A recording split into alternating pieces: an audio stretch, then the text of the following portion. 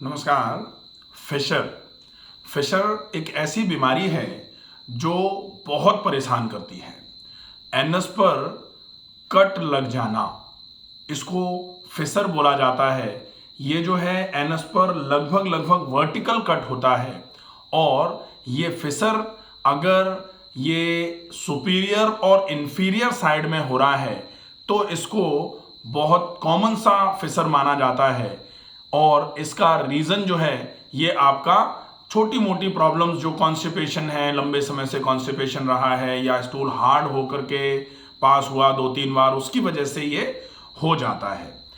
लेकिन अगर ये फिशर लेटरल वॉल्स पर हो जाए 3 o'clock या फिर 9 o'clock पोजीशन पर अगर हुआ तो निश्चित ही इसका मतलब होता है कि ये आपकी किसी बड़ी समस्या की वजह से, पाचन तंत्र की कोई बड़ी समस्या अंदर पनप रही है, जैसे क्रॉन्स डिसीज हो सकती है या कोलाइटिस हो सकता है या आईबीएस जैसी कोई बीमारी हो सकती है। उसमें उस कंडीशन में ये 3 और 9 o'clock पोजीशन में फिशर की पोजीशन हो सकती है। फिशर मूल रूप से 2 प्रकार के होते हैं। सबसे पहला एक्यूट फिशर और दूसरा है क्रॉनिक फिशर। एक्यूट फिशर का मतलब होता है इसमें फ्रेश कट होता है और फ्रेश कट जो होता है वो लगभग लगभग इस तरीके का कट होता है कि जैसे लगभग ये 1 से 2 सप्ताह में अगर हुआ है कट तो ये हील भी हो जाता है।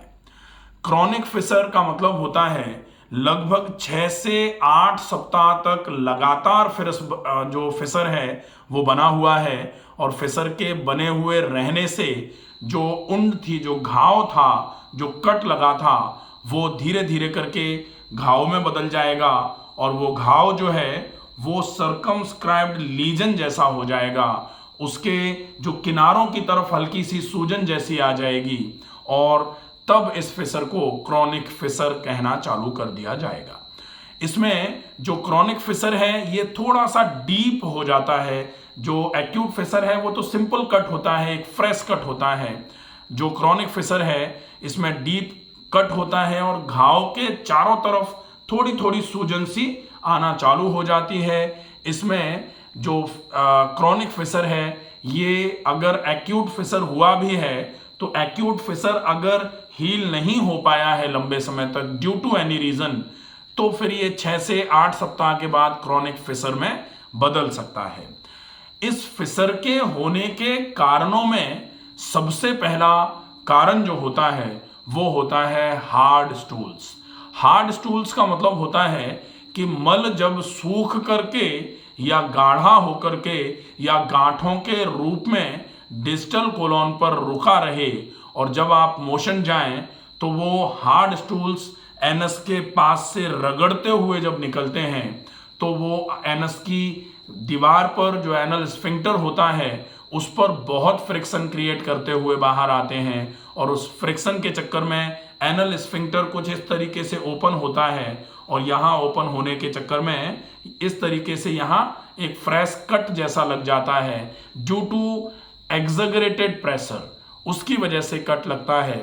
और इस कट को अगर हम थोड़ा आज कट लगा और हमने 2 दिन 5 दिन 7 दिन बहुत अच्छे तरीके से डाइट का फॉलोअप किया, थोड़ा लाइफस्टाइल करेक्शंस कर लिए, उससे अगर ये कट हील हो जाता है तो फिर इसको एक्यूट फिशर ही बोला जाएगा, ये क्रॉनिक में कन्वर्ट नहीं होता है।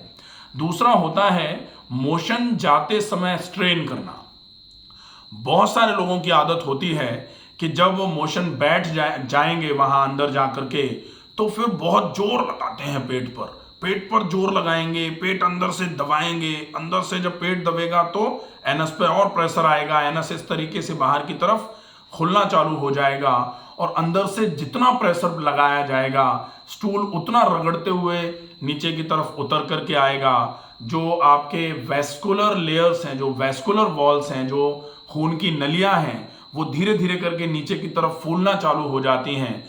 तो इसकी वजह से पाइल्स भी होता है, हेमोरॉइड्स भी होते हैं और अगर स्टूल थोड़ा सा भी हार्ड है तो हेमोरॉइड्स या पाइल्स में अगर हार्ड स्टूल रगड़ते हुए नीचे की तरफ आएगा तो फिर वो कट लगाने के लिए भी रेस्पॉन्सिबल हो जाता है। तीसरा कारण जो फिशर होने का है वो है लैक ऑफ एक्सरसाइजेज। एक्सरसाइजेज की कमी के वजह से आपके पाचन की प्रक्रियाएं खराब हो जाती हैं। पाचन अगर सही सुचारू रूप से नहीं हो पाता है तो पाचन की कमी के चक्कर में खाना सड़ना चालू होता है, और वो सड़ा हुआ खाना अगर आमाशय में, आंतों में ज़्यादा लंबे समय तक पड़ा रहता है तो वो आमाशय की दीवारों की तन्यता को खराब करने का काम करता है। और उस केस में आंतों पर थोड़ी बहुत भी आपने ज़्यादा जोर लगाने की कोशिश की तो उसकी वजह से जो एनल स्फिंक्टर है उस पर कट लग जाता है।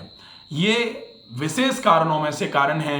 इसके अलावा खाने पीने में अगर आप उल्टी सीधी चीज़ों का प्रयोग कर रहे हैं, आप ज़्यादा मात्रा में मैदा खा रहे हैं, बहुत ज़्यादा मात्रा में मसाले खा रहे हैं, या फिर खाने पीने की क्वांटिटी आपकी बहुत ज़्यादा है, या फिर अगर आप लेट नाइट डिनर्स कर रहे हैं और डिनर करने के बाद सीधे लेट जाते हैं, तो ये पेट की समस्याओं के लिए आप आमंत्रण पत्र बना रहे हैं। ये मान लीजिए जैसे हमको किसी को बुलाना होता है तो हम आमंत्रण पत्र बनाते हैं, नाम लिखते हैं, स्वजन, श्रीमान स्वजन, उनका नाम लिख देते हैं कि आपको अवश्य पधारना है।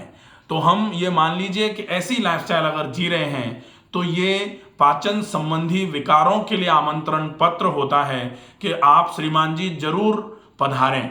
और अगर हम किसी को बुलाएंगे तो आना ही पड़ता है। तो अगर हम रोग को आमंत्रण पत्र दे रहे हैं तो रोग का आना बहुत स्वाभाविक सी बात होगी।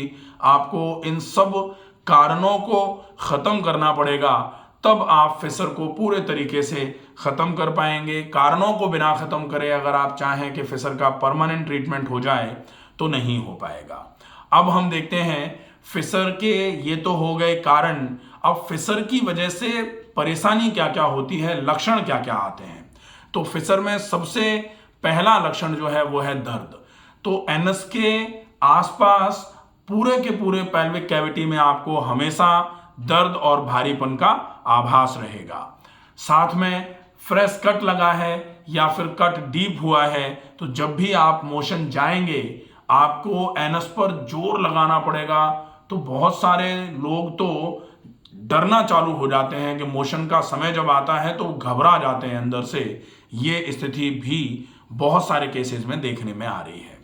तो आपको ब्लीडिंग हो सकती है, हैवीनेस रह सकता है एनस के रीजन पर, और साथ में भयंकर दर्द का आभास हो सकता है। बच्चों को जब ऐसे हार्डर स्टूल्स की प्रॉब्लम होती है तो बच्चे पैर के ऊपर पैर चढ़ा करके खड़े रहना चालू हो जाते हैं। माएँ सामान्य तौर पर इस बात को समझती हैं, और जब बच्चा इस तरीके से करना चालू करता है तो माँ बच्चे को कमोड पर बिठाती हैं, और कमोड पर जब बिठाया जाता है तो बच्चा थोड़ा जोर लगा करके मोशन पास कर देता है। लेकिन कभी कभी स्टूल इतना हार्ड हो जाता है, गांठ के रूप में वो एनस के आसपास आकर के रुक जाता है। बच्चे को बड़ी तकलीफ होती है। हमारे पास बहुत सारे पेरेंट्स अपने बच्चों को लेकर के आते हैं, हमको फिर उनको कैस्टर ऑयल का अनिमा करवाना पड़ता है, तब जाके वो जो हार्ड स्टूल था, कैस्टर ऑयल का अनिमा भी पहले कैस्टर ऑयल को प्रॉपर तरीके से एनस के आसपास लगाया जाता है, उसके बाद थोड़ा सा कैस्टर ऑयल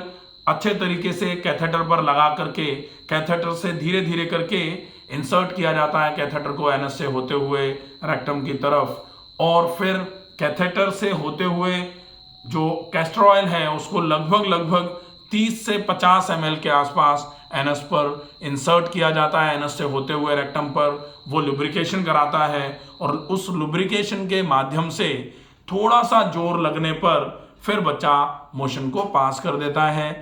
ये स्थिति अगर बच्चे में आ रही है तो निश्चित ही ये मान लीजिए कि बच्चे के लिए बड़ी ही खतरनाक स्थिति होती है।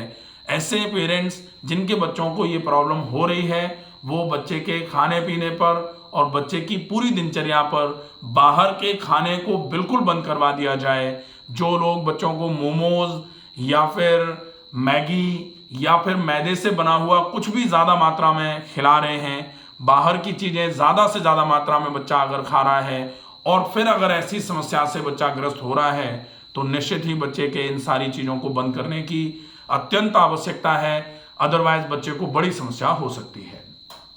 अब हम देखेंगे कि ये हमने कर लिया, इसके बाद ट्रीटमेंट प्रोटोकॉल क्या हो सकता है।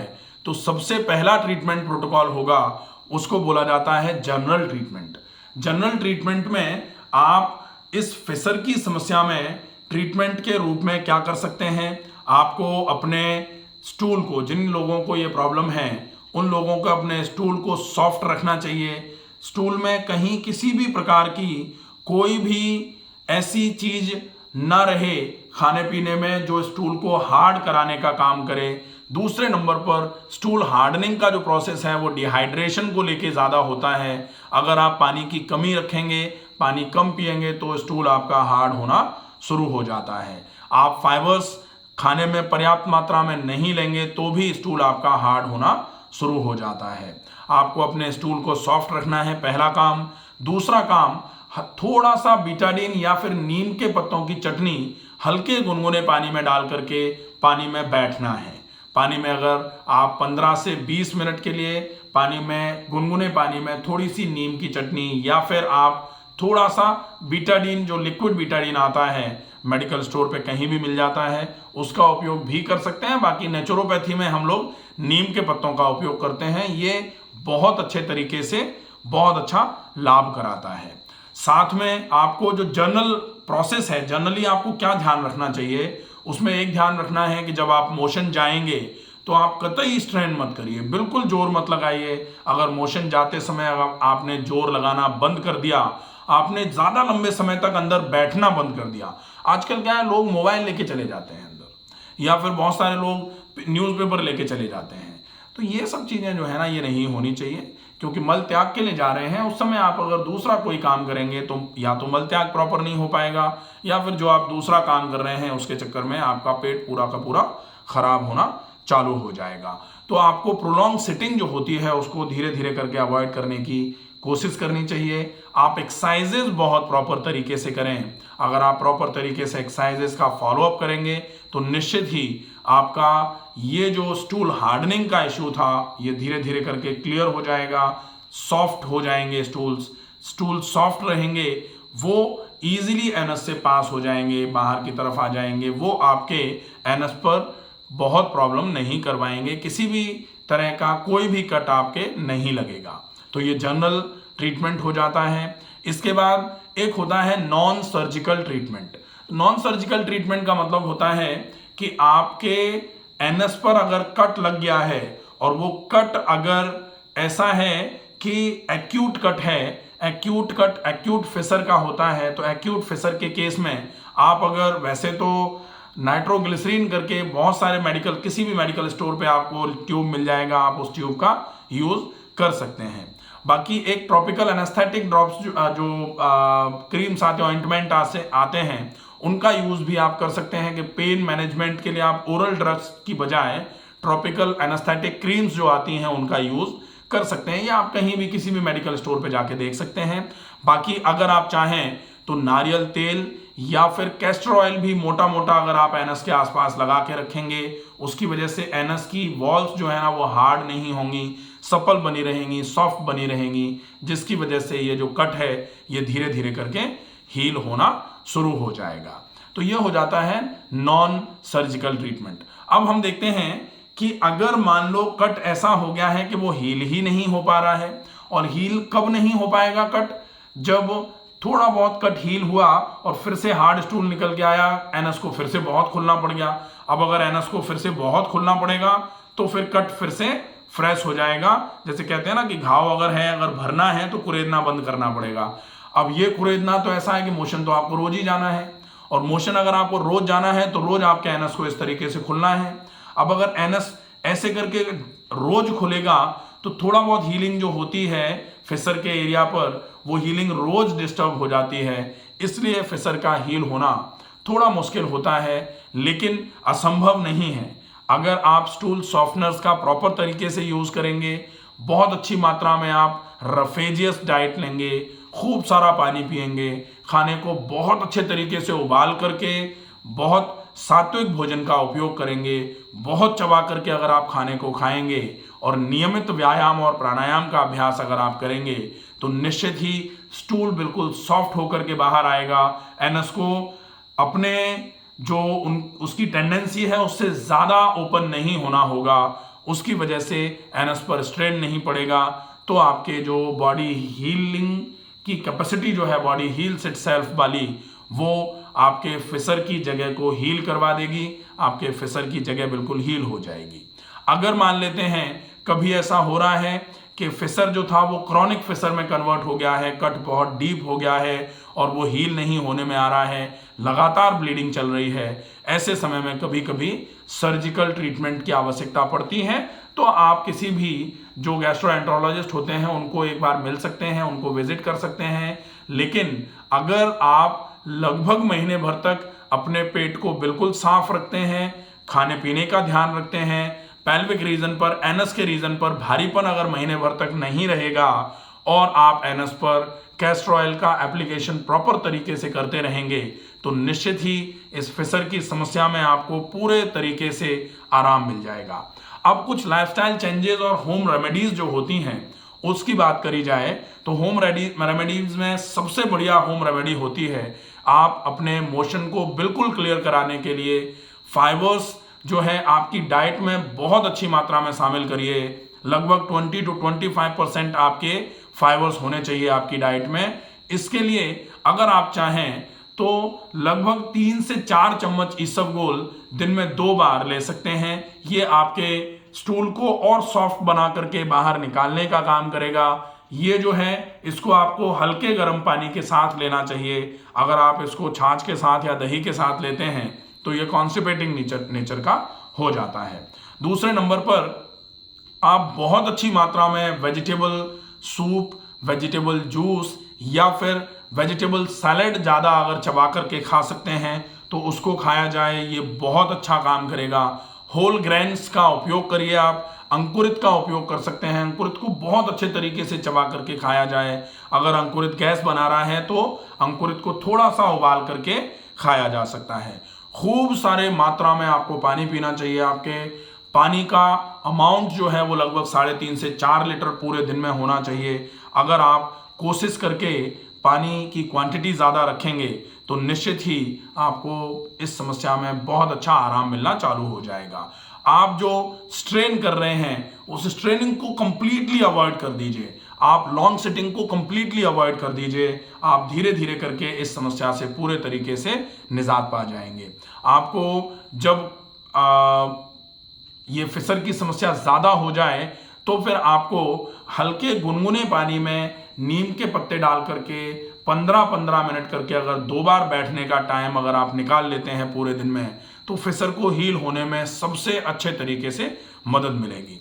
ये हो जाता है फिशर के लिए। क्या होता है फिशर, कैसे हो जाता है, क्या परेशानियां रहती हैं, सही करने के लिए मोटिव क्या रखना है हमको और ट्रीटमेंट क्या क्या कर सकते हैं।